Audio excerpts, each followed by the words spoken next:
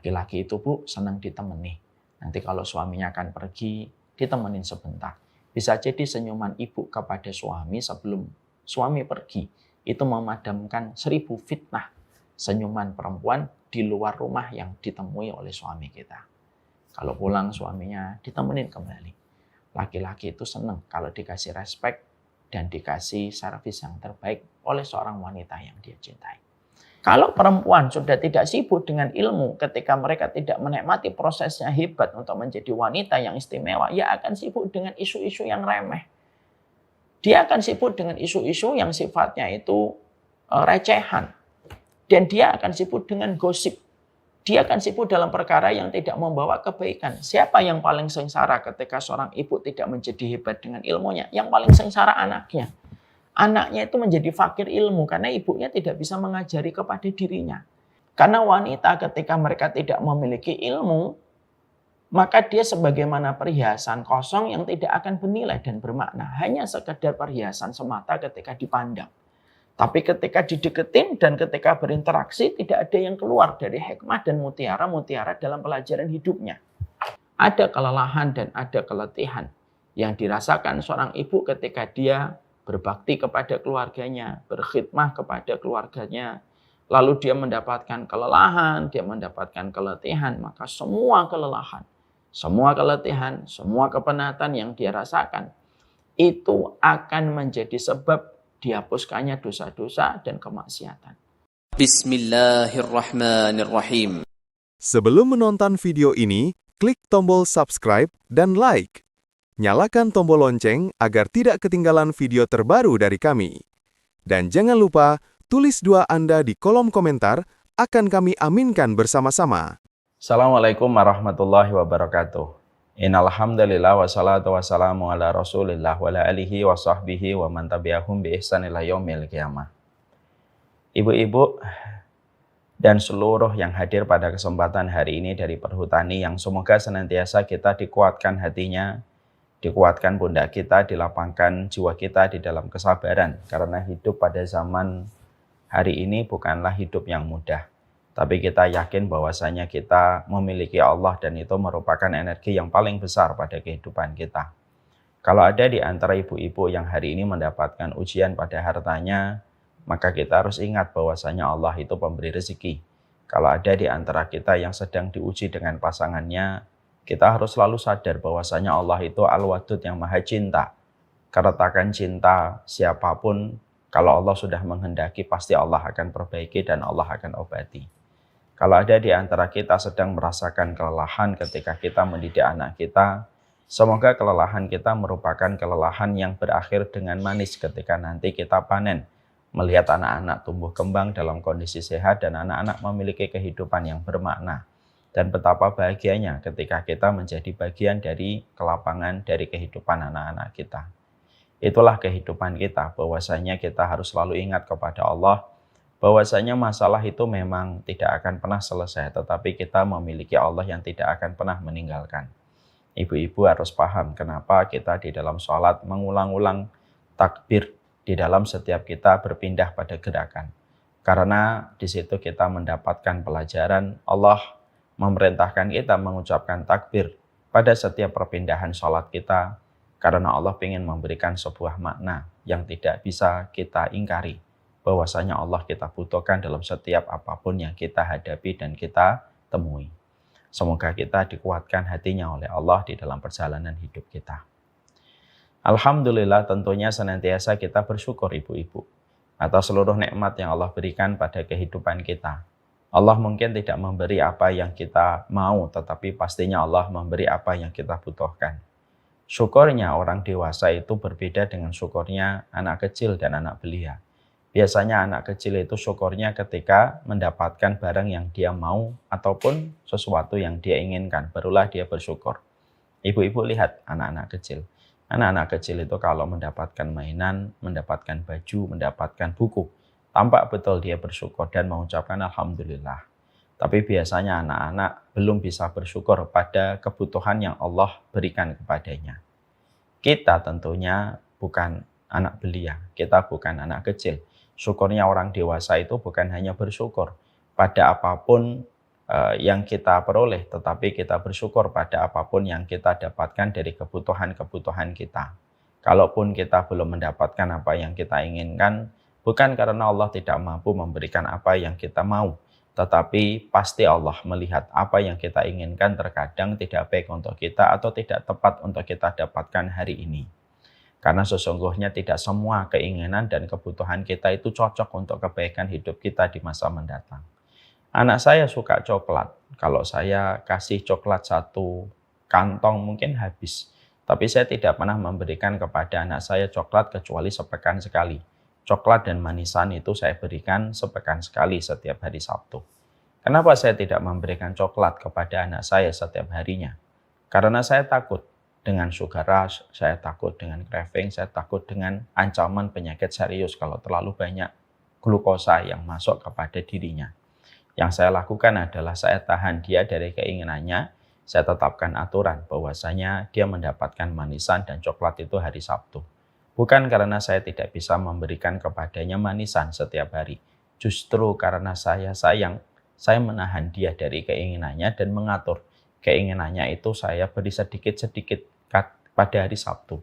Karena tahu bahwasanya ancamannya besar kalau saya langsung memberikan apa yang dia mau.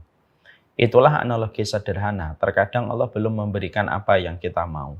Ada yang ibu inginkan, ada yang ibu harapkan, tetapi ibu sudah berdoa, tetapi ibu belum mendapatkan. Ibu tenang, ibu tenang.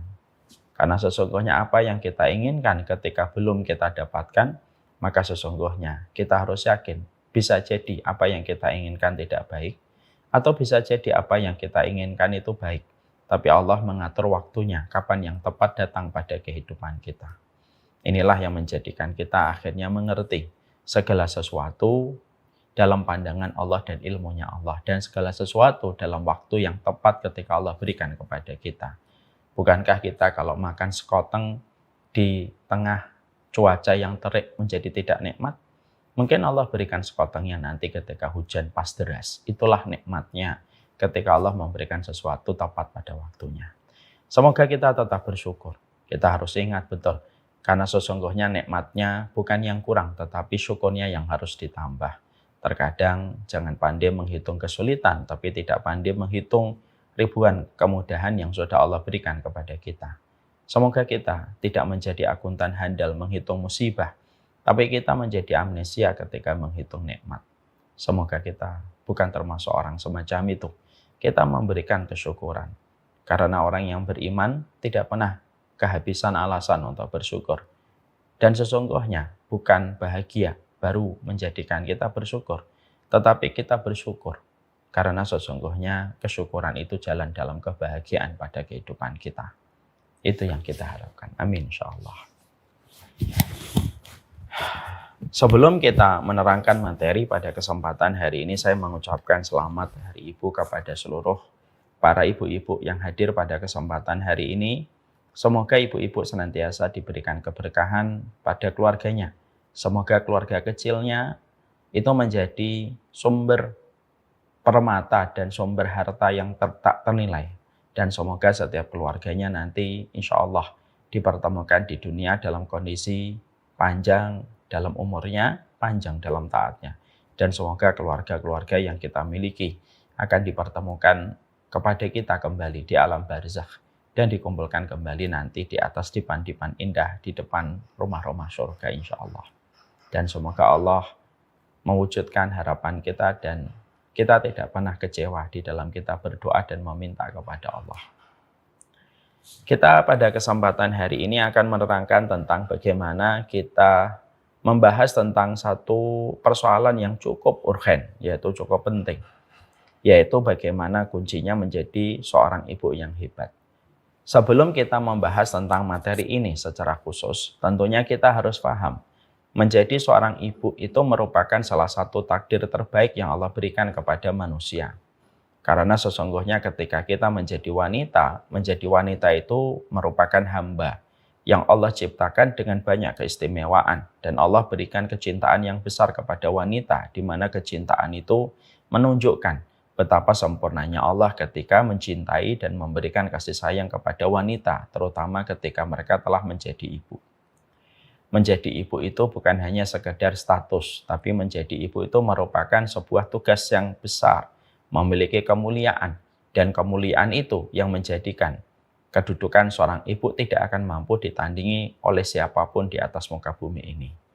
Memang benar bahwasanya di dalam Islam tidak mengkondisikan seorang wanita menjadi pemimpin, tapi kita harus ingat bahwasanya Islam itu mengkondisikan seorang wanita itu melahirkan pemimpin-pemimpin berat, pemimpin-pemimpin berkualitas dalam kehidupan.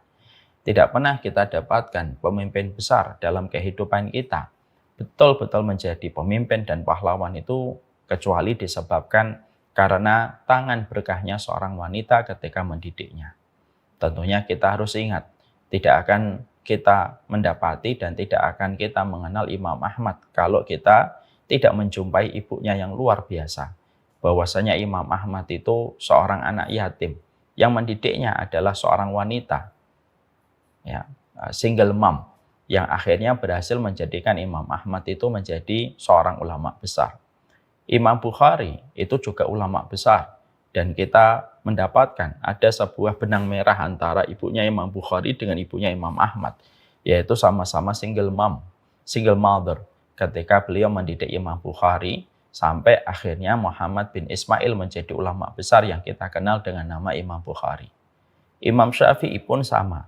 Imam Syafi'i pun dididik oleh seorang ibu, seorang wanita, single mother, sehingga akhirnya beliau berhasil menjadi ulama besar yang dikenal di dalam kehidupan kaum muslimin di dunia. Dan madhabnya paling banyak memiliki pengikut di dunia ini, yaitu adalah Imam Syafi'i. Kehebatan Imam Syafi'i, keharuman nama Imam Bukhari, kebesaran nama Imam Ahmad itu tidak akan pernah lepas dari ibu-ibu yang telah melahirkan mereka, telah mendidik mereka, mendisiplinkan kehidupan mereka, sampai akhirnya mereka menjadi ulama besar, yang tentunya nama mereka abadi dalam perputaran sejarah waktu sampai nanti hari kiamat. Itu menunjukkan kepada kita, posisi seorang ibu itu luar biasa. Sehingga di situ kita mendapatkan benar, sebagian orang itu ngomong, laki-laki itu kalau kehilangan istri, dia langsung pincang. Tapi ketika wanita kehilangan suami, dia tetap berdiri di atas kedua kakinya. Itu menunjukkan di dalam beberapa sisi, ketangguhan dan keperkasaan wanita itu tidak bisa dipandang sebelah mata. Ketika mereka telah menjadi wanita hebat, maka sesungguhnya wanita-wanita itu luar biasa. Makanya kita mendapati apa yang Allah sampaikan di dalam surat Al-A'raf ayat 58. Allah menyampaikan kepada kita, wal baladu thayyibu yakhruju nabatuhu bi'idni rabbih. Sesungguhnya tanah yang baik itu akan mengeluarkan tanaman-tanaman yang subur dengan izin Allah. Allah mengibaratkan seorang ibu atau seorang wanita itu dengan sebuah diksi yang sangat indah. Wal baladu thayyib yakhruju nabatuhu bi'idni rabbih. Sesungguhnya tanah yang subur itu akan mengeluarkan tanaman-tanaman yang kuat dan tanaman-tanaman yang subur pula. Dan sesungguhnya tanaman itu bisa berbuah, tanaman itu bisa memiliki banyak manfaat pada kehidupan.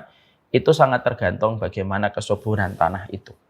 Kita ambilkan contoh dari apa yang Allah sampaikan pada surat Al-A'raf 58. Maka ini adalah tanamannya. Tanaman ini sangat tergantung dengan tanahnya. Kalau tanahnya itu dalam kondisi tidak subur, sebagus apapun benih yang ditanam, maka tanaman itu tidak akan tumbuh dan tidak akan hidup, memberikan manfaat dan memberikan buah. Tapi kalau benihnya itu tidak baik, masih bisa ditolong dengan tanah yang subur. Dan akhirnya tanah yang subur bisa menguatkan benih yang tidak baik dan benih itu tetap tumbuh dan memberikan manfaat. Betapa indahnya ketika Allah itu menggunakan diksi bahwasanya Allah di dalam surat Al-A'raf ayat 58 itu menerangkan bahwasanya seorang ibu itu diumpamakan sebagaimana tanah. Dan tanah subur itu harganya mahal karena tanah subur akan mempengaruhi setiap hasil yang dimiliki oleh seorang petani ketika dia bercocok tanam. Makanya ketika kita mendapatkan petani, ketika akan bercocok tanam, yang diperhatikan bukan bijinya pertama kali. Yang diperhatikan adalah apakah tanah ketika nanti menggarap tanah itu, apakah tanah itu subur ataukah tidak. Kalau di situ tanah subur, barulah petani akan mendatangkan benih, merancang bagaimana dia bercocok tanam supaya dia bisa mendapatkan hasil untuk mencukupi kebutuhan keluarganya. Nah, inilah yang menjadikan kita paham bahwasanya menjadi seorang ibu itu bukan hanya sekedar status.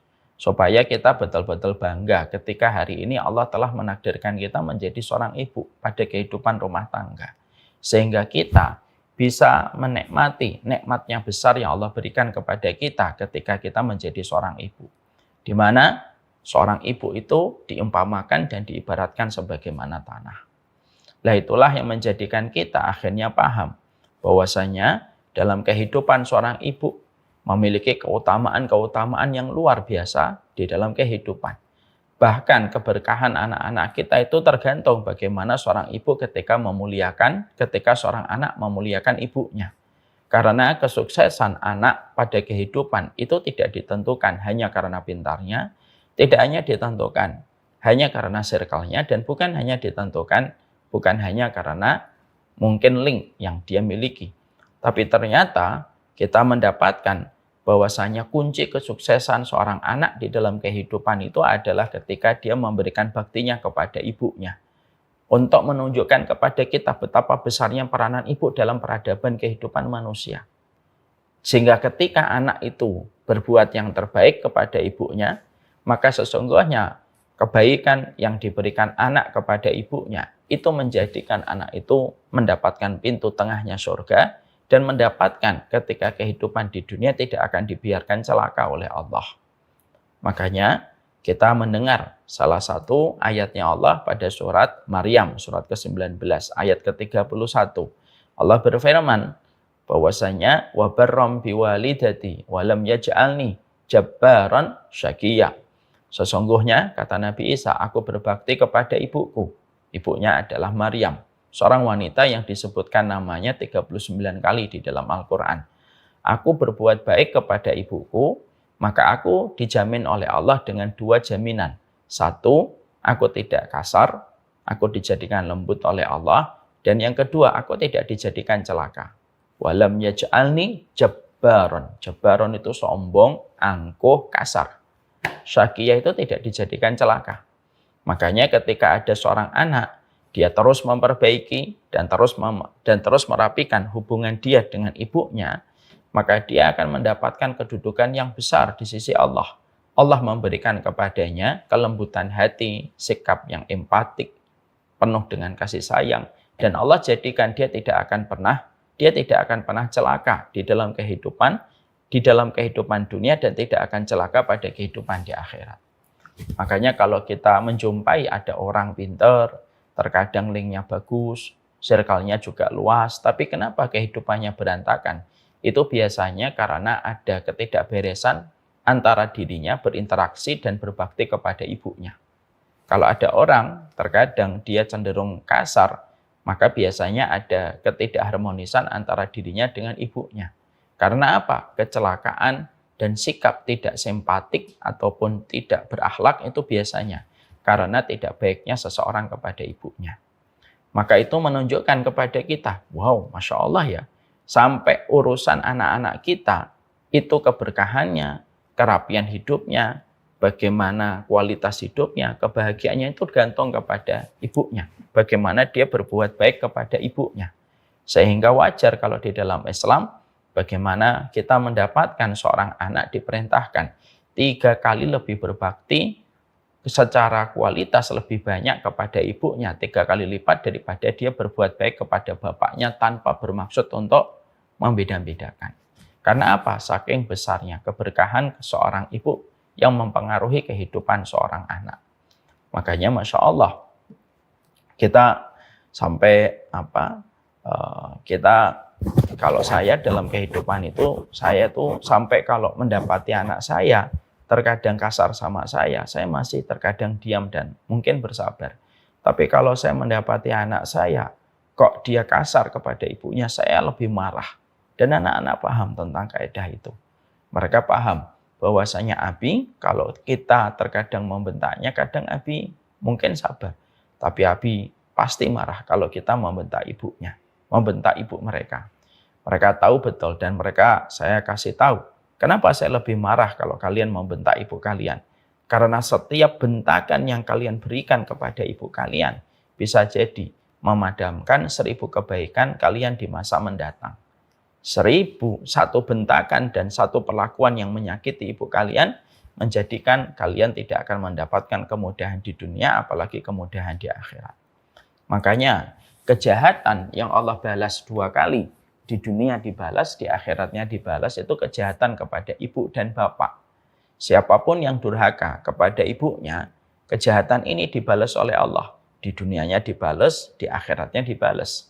Sebaliknya, kebaikan kepada ibu ya, dan bapak itu merupakan kebaikan yang dibalas 2 kali. Di dunianya dibalas, di akhiratnya dibalas.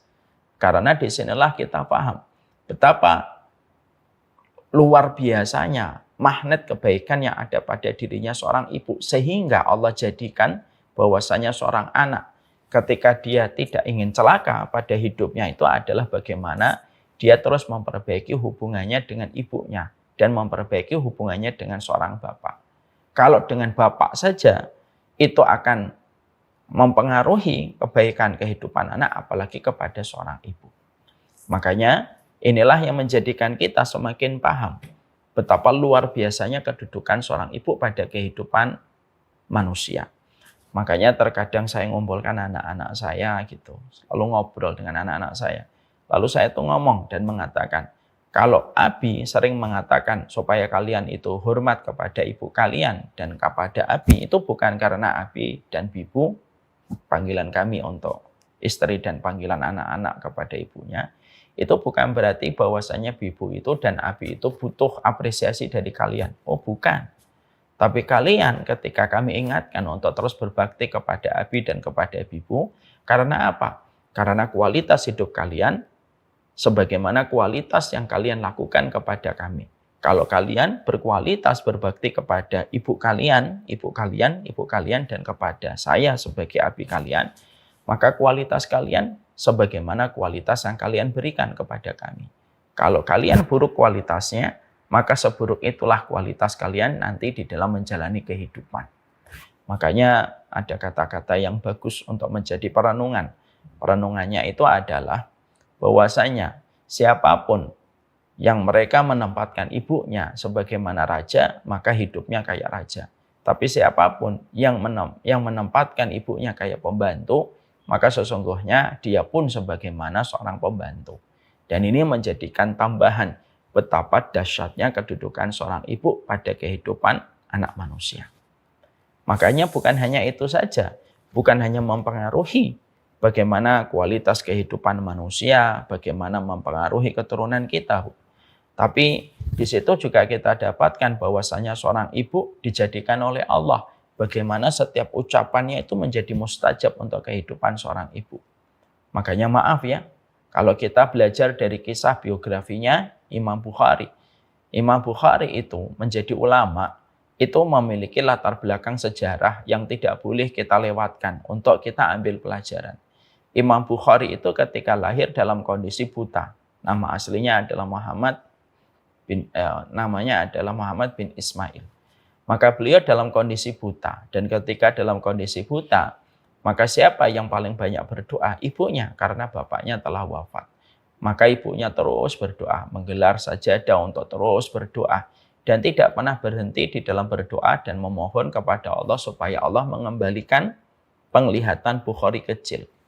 Dari tetesan air mata seorang wanita yang bernama seorang ibu ketika khusyuk mendoakan ibunya, ketika mendoakan anaknya, maka Allah mengembalikan penglihatan Imam Bukhari waktu kecil. Pada waktu ketika ibunya sedang tertidur, saking lelahnya beliau berdoa, maka beliau menemukan di dalam mimpinya.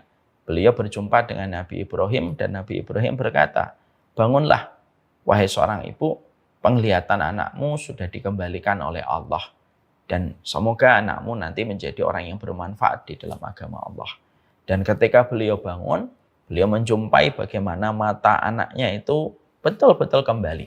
Dan akhirnya bisa melihat dan akhirnya anak itu diwakafkan oleh ibunya untuk menjadi miliknya kaum muslimin. Dan kita paham Imam Bukhari itu merupakan imam dari ulama-ulama hadis seluruh dunia. dari dulu sampai hari ini dan tidak ada satupun orang yang bisa menggantikan posisi beliau. Ini menunjukkan bahwasanya sampai setingkat Imam Bukhari menjadi imam ulama hadis dunia yang tidak tergantikan posisinya, ini tidak lepas dari kesungguhan seorang ibu. Dan ini mempengaruhi kehidupan.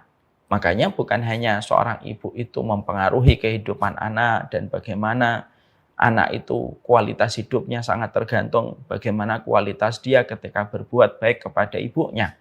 Tapi sampai doa saja, sampai perkataannya itu betul-betul sangat mustajab pada kehidupan seorang anak di dalam menjalani kehidupan. Makanya tidak salah kalau banyak ustadz, banyak guru selalu mengatakan kepada para ibu-ibu, ibu-ibu hati-hati ya dengan lisannya, terutama ketika lagi marah dan ketika sedang emosi. Jangan pernah mengatakan satu kata dan satu kalimat berkaitan tentang kehidupan anak, di mana perkataan itu nanti akan menjadi udzur dan akan menjadi sebab penyesalan. Karena apa? Saking mustajabnya. Ya. Mari kita ingat ya, saya ingin menyampaikan sebuah kisah dalam riwayat Muslim. Ada kisah yang bagus yang tidak bisa kita lepaskan. Bagaimana kisah ini memberikan inspirasi tentang kehidupan seorang ibu. Yaitu tentang seseorang yang bernama Jurej. Nabi itu mengatakan anak bayi yang bisa bicara, yang pertama Nabi Isa, dan yang bisa bicara yaitu tentang bayi berkaitan tentang kisah kehidupan Jurej. Ibu tahu tentang Jurej? Jurej itu merupakan laki-laki ahli ibadah yang hidup sebelum masa Rasulullah. Dia menjadi orang yang sangat taat. Saking taatnya dia membangun tempat ibadah di samping rumahnya. Ini rumahnya bersama ibunya, maka ini tempat ibadahnya. Satu waktu ibunya itu memanggil Jurej. Jurej pada saat itu sedang beribadah kepada Allah. Dia sedang melakukan ketaatan. Dia sedang beribadah betul kepada Allah Subhanahu wa taala. Ketika dia sedang sholat beribadah kepada Allah, ibunya memanggil, "Ya Jurej." "Hei Jurej," gitu. Dan pada saat itu Jurej itu beliau berkata di dalam hatinya, apakah saya membatalkan sholat saya ataukah saya melanjutkan sholat saya? Nah, sudahlah saya lanjutkan sholat saya. Ibunya memanggil yang kedua, "Ya Jurej." Gitu. Jurej berpikir kembali, apakah saya penuhi panggilan ibu atau saya lanjutkan sholat sunnah saya? Maka Jurej akhirnya melanjutkan sholatnya. Lalu ibunya memanggil yang ketiga, "Ya Jurej." Gitu. Lalu Jurej yang ketiga kalinya juga berkata, apakah saya batalkan sholat atau saya penuhi panggilan ibu? Akhirnya Jurej melanjutkan sholatnya. Ibunya agak kesel, agak sebal karena panggilan 3 kali anaknya tidak kunjung datang dan ibunya tidak tahu kalau anaknya lagi sholat. Maka pada saat itu ibunya agak kesel, sempat berseloroh dan mengatakan, "Ya Jurej, sudah dipanggil kok tidak datang. Semoga kamu tidak dimatikan oleh Allah sampai kamu melihat senyuman seorang pelacur." Ini sebenarnya agak bercanda karena ibunya Jurej tahu betul Jurej itu orang yang alim dan tidak pernah kenal perempuan. Maka ibunya itu kayak agak bercanda, tapi diucapkan, "Jurej, kamu tidak akan mati ya sampai kamu melihat senyuman seorang pelacur." Maka omongan ini sudah terucap. Hari berganti pekan, pekan berganti bulan, bulan berganti tahun. Di daerahnya Jurej itu ada seorang perempuan pezina, ya, yang juga dia tuh suka zina dan dia tuh sebenarnya juga punya rasa dengan Jurej, cuma cintanya tidak terbalaskan. Ketika wanita ini banyak berzina, maka dia berzina dengan penggembala kambing. Ketika berzina dengan penggembala kambing, akhirnya hamil. Pada saat itu dia ditangkap oleh penguasa, diinterogasi, "Kamu ini belum menikah.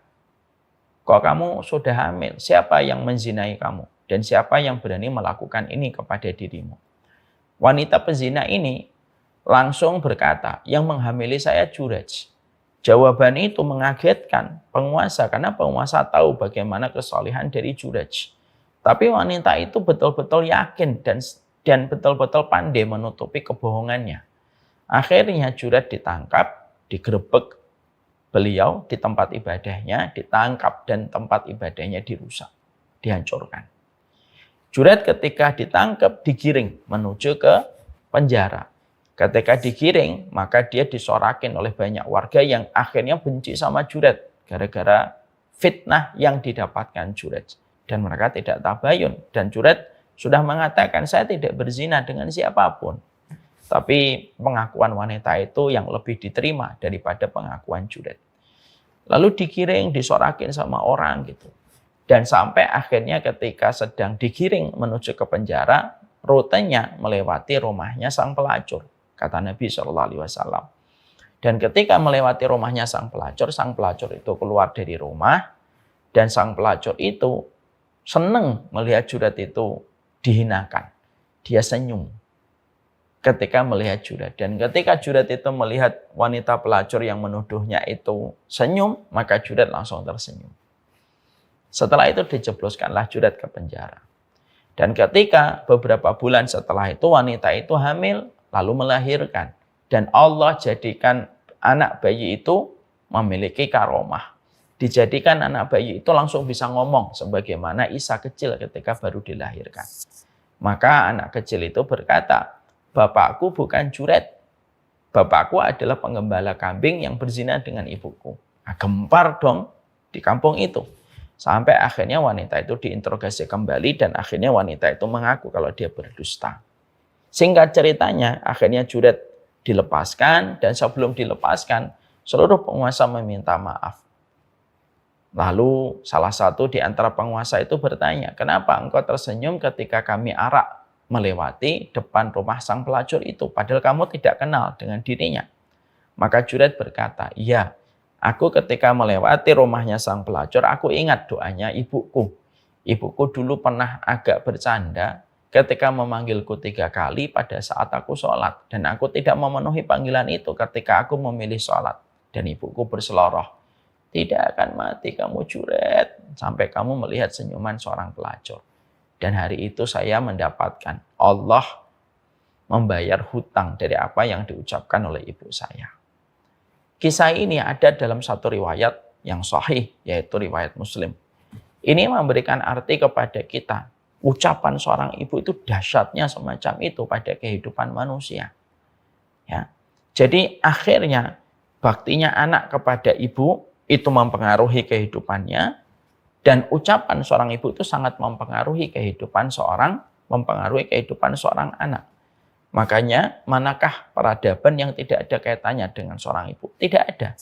Tidak ada peradaban. Tidak ada peradaban di atas muka bumi ini yang lepas dari peran seorang ibu di dalam kehidupan. Untuk memberikan kepada kita tentang sebuah arti yang luar biasa.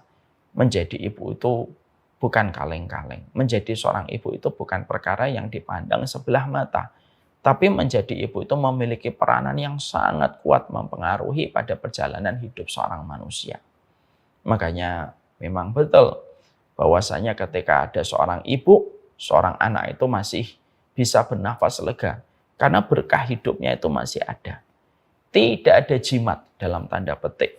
Tidak ada jimat yang paling luar biasa. Itu bukan dari dukun yang syirik. Bukan. Bukan dari paranormal yang syirik. Bukan. Tapi jimat dalam tanda petik yang terbesar pada kehidupan manusia itu ketika dia masih mendapati ibunya hadir, ibunya hidup, dan ibunya mendoakan dirinya. Untuk memberikan arti kepada kita. Betapa pengaruh seorang ibu betul-betul di luar apa yang kita pikir selama ini. Bahwasanya begitulah seorang ibu di dalam kehidupan. Inilah yang menjadikan kita akhirnya memahami ini dulu. Ya, saya tidak mau buru-buru menyampaikan bagaimana menjadi seorang ibu yang hebat. Tapi setidaknya saya itu ingin mengajak kepada seluruh ibu-ibu di perhutani adalah mari kita syukuri dulu. Takdir kita menjadi ibu itu merupakan takdir yang datang tidak secara kebetulan. Bukan takdir yang kita dapatkan karena seleksi waktu, bukan. Tapi ketika kita menjadi ibu, ada yang punya anak 2, ada yang punya anak 3, ada yang punya anak 1. Ada yang mungkin belum diberikan keturunan, engkau tetap seorang ibu. Maka sesungguhnya kita harus betul-betul bersyukur. Inilah nikmat besar yang Allah berikan pada kehidupan pada seorang hamba. Ketika dia menjadi seorang ibu. Makanya akhirnya betul, Kalau seorang wanita ketika telah menjadi ibu, kelelahannya saja itu bisa menjadi sebab dihapuskannya dosa. Makanya Imam Ibnu Qayyim, beliau berkata di dalam satu perkataan beliau, ada kelelahan dan ada keletihan yang dirasakan seorang ibu ketika dia berbakti kepada keluarganya, berkhidmah kepada keluarganya, lalu dia mendapatkan kelelahan, dia mendapatkan keletihan, maka semua kelelahan, semua keletihan, semua kepenatan yang dia rasakan, itu akan menjadi sebab dihapuskannya dosa-dosa dan kemaksiatan. Makanya ketika ibu, kalau menjadi seorang ibu kan lelah. Bagaimanapun ibu itu ketika menjadi seorang ibu itu lelah. Fisiknya lemah, karena bagaimanapun fisiknya perempuan tidak sama dengan fisiknya laki-laki. Kenapa Allah jadikan perempuan itu memiliki siklus? Kata Imam Ahmad, salah satu hikmahnya di antara banyak hikmah. Kenapa Allah jadikan wanita itu memiliki siklus? Karena Allah itu ingin memberikan me time kepada perempuan ketika perempuan itu lelah. Sehingga Allah istirahatkan dari sholat, Allah istirahatkan dari ibadah sebentar. Supaya dia mengumpulkan energi kembali di dalam dia beribadah. Perempuan itu memang memiliki kelemahan, keterbatasan di balik kekuatan besar yang dia miliki. Kenapa wanita itu ketika menikah menjadi tawanan kemana-mana itu dia harus meminta izin kepada suaminya. Bahkan ketika keluar dari rumahnya, ketika ada satu acara misalkan, yang paling dicari anak itu pasti ibunya. Karena memang Masya Allah, karena di antara semua keterbatasan itu pasti melahirkan kepenatan, pasti melahirkan kelelahan. Dan Allah itu dengan rahmatnya itu memberikan kepada wanita ketika engkau lelah, ketika engkau letih, baik itu ketika berbakti kepada ibumu, baik ketika kamu itu merawat anakmu, ketika kamu melaksanakan tugasmu, maka kelelahan dan kepenatan yang dirasakan oleh wanita ketika menjadi ibu menjadi salah satu sebab dihapuskannya dosa-dosa yang dia lakukan dengan kelelahan ketika dia merawat anak-anaknya. Jadi kalau ada wanita ketika menikah, maka setelah menikah dijadikan ada sebagian dosanya yang tidak bisa dihapuskan dosa itu kecuali karena kepenatan dan kelelahan ketika dia mendidik ibunya, ketika dia mendidik anaknya dan mendidik keluarganya. Untuk memberikan kepada kita betapa dahsyatnya kehidupan seorang wanita yang memiliki pengaruh di dalam satu peradaban. Itulah seorang ibu. Jadi betul-betul ibu harus bersyukur kalau akhirnya ibu ditakdirkan menjadi seorang ibu dan seorang wanita pada kehidupan ini. Maka apa yang harus dilakukan untuk menjadi wanita hebat? Qadarullah waktunya mungkin nggak cukup, tapi nggak apa-apa saya sampaikan satu aja dulu. Yang paling penting adalah bagaimana kuncinya ketika wanita telah mendapatkan keutamaan sebesar itu. Keutamaan bagaimana lisannya mempengaruhi kehidupan anaknya. Bagaimana perlakuan anaknya kepada dirinya akan membentuk grafik kebaikan dan keburukan anaknya. Dan bagaimana ketika wanita itu diberikan oleh Allah sebuah diksi yang sangat indah. Dia itu sebagaimana tanah, kalau dia baik, dia tanah yang subur. Dan setiap tanah yang subur selalu menghasilkan berbagai macam tanam-tanaman, pohon-pohonan yang memberikan banyak manfaat di dalam kehidupan. Bagaimana akhirnya kita mendapati kehidupan seorang wanita itu bisa menjadi hebat? Sebenarnya ada beberapa poin yang harus diperhatikan seorang wanita ketika menjadi seorang ibu, ketika menjadi wanita yang hebat. Yang pertama secara sederhana, tidak akan pernah kita menjadi hebat pada kehidupan kita selaku seorang ibu kalau kita tidak memiliki petunjuk dan tidak memiliki ilmu sebagai penerang di dalam perjalanan kehidupan kita. Ini tidak bisa dipisahkan dalam kehidupan. Ilmu itu merupakan pelita. Dan kehidupan kita itu banyak sekali blind spotnya. Banyak sekali titik-titik butanya yang tidak bisa kita lihat.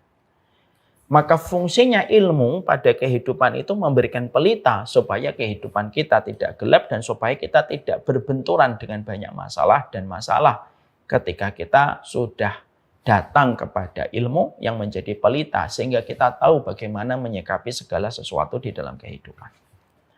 Tidak akan pernah lahir seorang ibu yang hebat kalau dia tidak memiliki kecintaan kepada ilmu.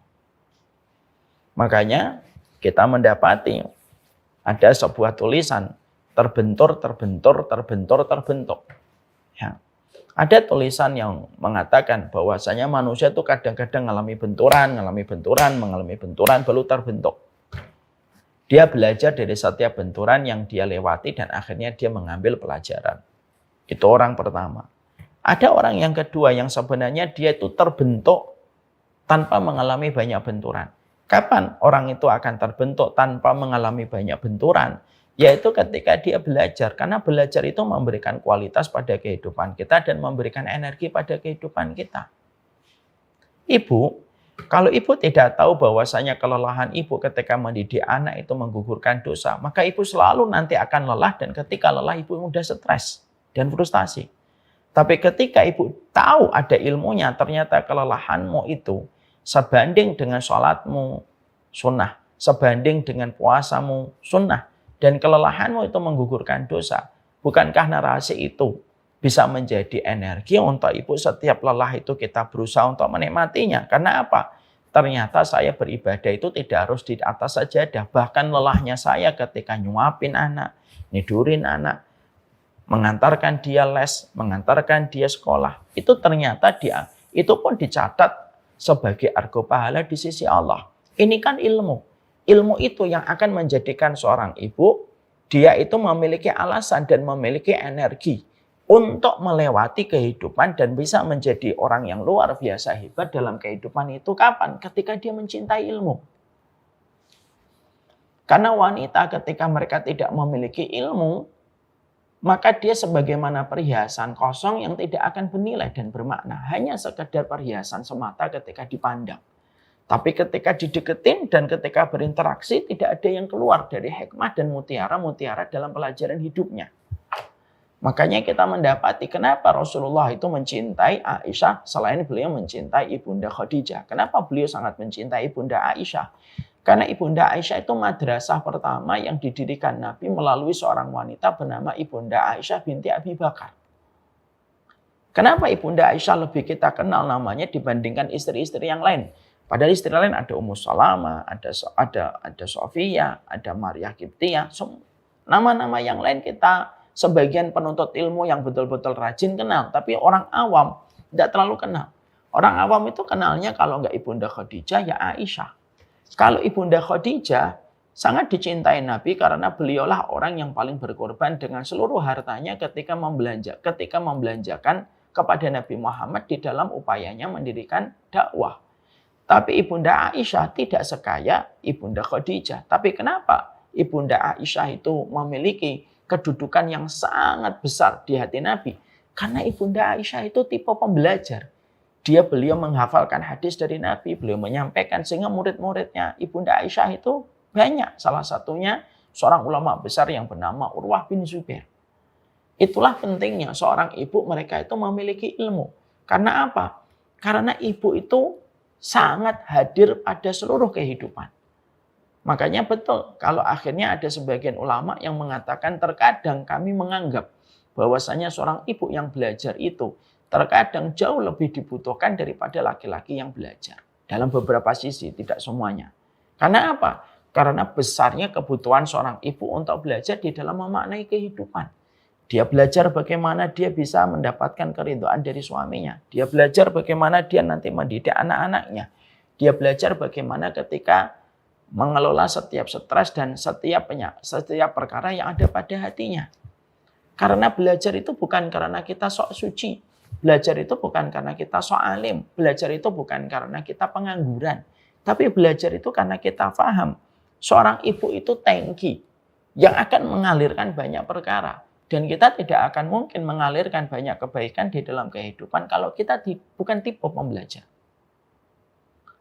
Dan itulah yang Allah sampaikan di dalam surat Al-Mujadalah. Qul hal yastawil ladzina ya'lamuna wal ladzina la ya'lamun? Apakah sama antara orang yang tahu dengan orang yang tidak tahu? Itu tidak sama.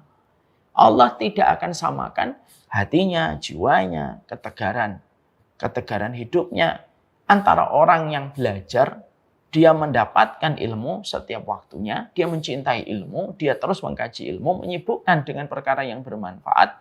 Itu tidak akan sama dengan wanita yang tidak menyibukkan dirinya dengan ilmu. Kalau perempuan sudah tidak sibuk dengan ilmu, ketika mereka tidak menikmati prosesnya hebat untuk menjadi wanita yang istimewa, ia akan sibuk dengan isu-isu yang remeh. Dia akan sibuk dengan isu-isu yang sifatnya itu recehan. Dan dia akan sibuk dengan gosip. Dia akan sibuk dalam perkara yang tidak membawa kebaikan. Siapa yang paling sengsara ketika seorang ibu tidak menjadi hebat dengan ilmunya? Yang paling sengsara anaknya. Anaknya itu menjadi fakir ilmu karena ibunya tidak bisa mengajari kepada dirinya. Suaminya akan betul-betul merasakan kesulitan. Karena apa? Sang suami bisa jadi ketika memiliki tujuan itu tidak bisa dipahami istrinya ketika istrinya tidak mau belajar.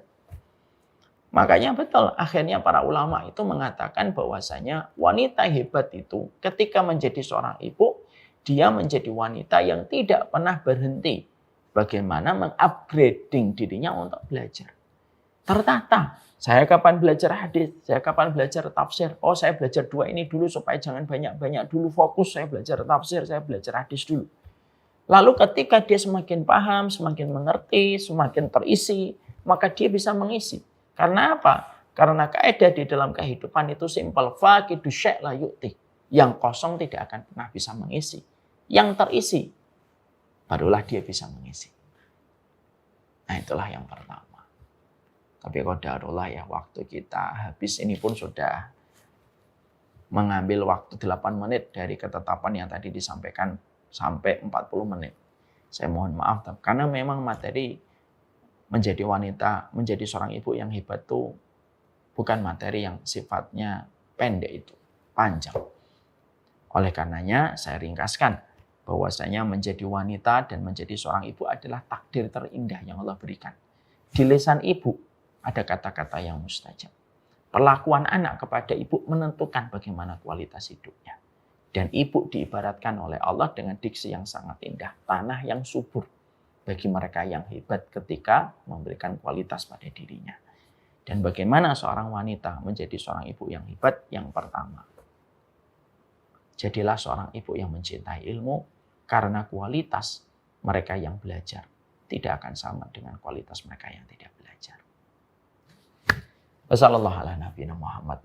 Kapan-kapan semoga kita berjumpa kembali di lain kesempatan pada waktu yang lebih lapang dan kondisi yang lebih baik. Semoga ibu-ibu selalu sabar menemani suaminya. Ibu harus selalu mengingatkan suaminya di dalam kebaikan dengan tutur kata yang baik, dengan attitude yang baik. Dan saya juga menyampaikan, ibu tolong diperhatikan love language dari suaminya. Tangki kasih sayang itu harus diisi dari bahasa cintanya. Laki-laki itu bu senang ditemani. Nanti kalau suaminya akan pergi, ditemenin sebentar. Bisa jadi senyuman ibu kepada suami sebelum suami pergi itu memadamkan 1000 fitnah senyuman perempuan di luar rumah yang ditemui oleh suami kita. Kalau pulang suaminya ditemenin kembali. Laki-laki itu senang kalau dikasih respect dan dikasih servis yang terbaik oleh seorang wanita yang dia cintai. Semoga dengan kehadiran ibu-ibu yang luar biasa ini, perhutani semakin lebih baik karena suaminya tenang. Kalau suami kita tenang, tidak mendapatkan fitnah, pekerjaan-pekerjaan itu akan diselesaikan dengan taraf yang memuaskan.